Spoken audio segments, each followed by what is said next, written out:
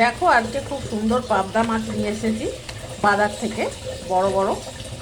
তো তাকে খুব ভালো করে ধুয়ে নুন হলুদ মাখিয়ে নিলাম, আর দেব একটু সর্ষের তেল অল্প করে।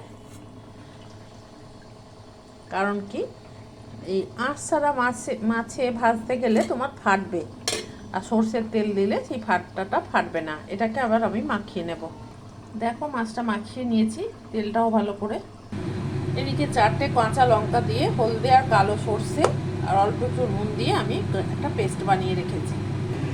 ফ্রাই প্যান বসিয়ে দিলাম, প্যান গরম হয়ে গেছে। প্যানে আমি পরিমাণ মতো তেল দিয়ে দিলাম, 2 কলা আমি তেল দিয়েছি কলা করে।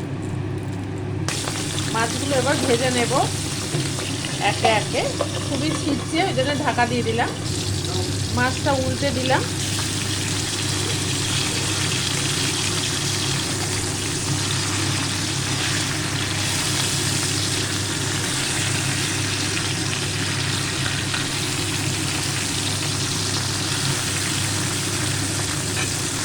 আমার মাছগুলো সব একে একে ভাজা হয়ে গেল। এটা শেষ লট, সবটি মাছ ভেজে এটা আমি তুলে নিয়েছি।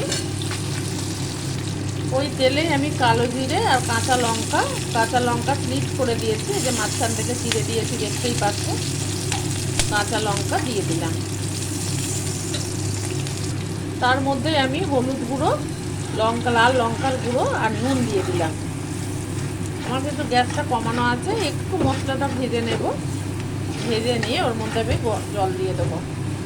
এমনি জল দিয়ে দিলাম। জল ফুটে গেলে আমি পাত্রের মধ্যে, আমার সব মাছ ভাজা হয়ে গেছে, পাত্রের মধ্যে ঢেলে দেব। জল ফুটে গেছে, জলটা আমি ছোট গ্যাসে মাছটা বসিয়ে রেখেছি, তাতে ঢেলে দিচ্ছি।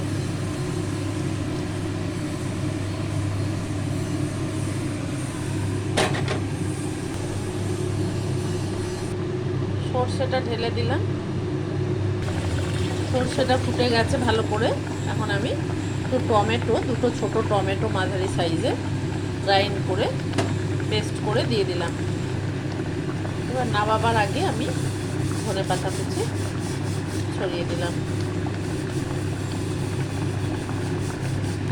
রান্না হয়ে এসেছে। এবার আমি একটু কাঁচা সর্ষের তেল দিয়ে গ্যাস বন্ধ করে দেবো। দেখো অল্প করেই দেবো, কারণ অনেকটা তেল দিয়ে এই কলার আমি প্রথমে 2 কলা তেল দিয়েছিলাম। এখন একটু তেল দিলাম, তেল দিয়ে ঢেকে দিলাম। রান্না শেষ। এবার আমি পরিবেশন করে দেবো খাবারের সাথে। চলো দেখে নিই। আর দুটো ভাজা মাছ তুলে রেখেছি ছোটো ছেলের জন্য, ও খাবে। খাবার সময় আরও মচমচে করে দেবো। গরম ভাতের সাথে আমি দিয়ে দিলাম।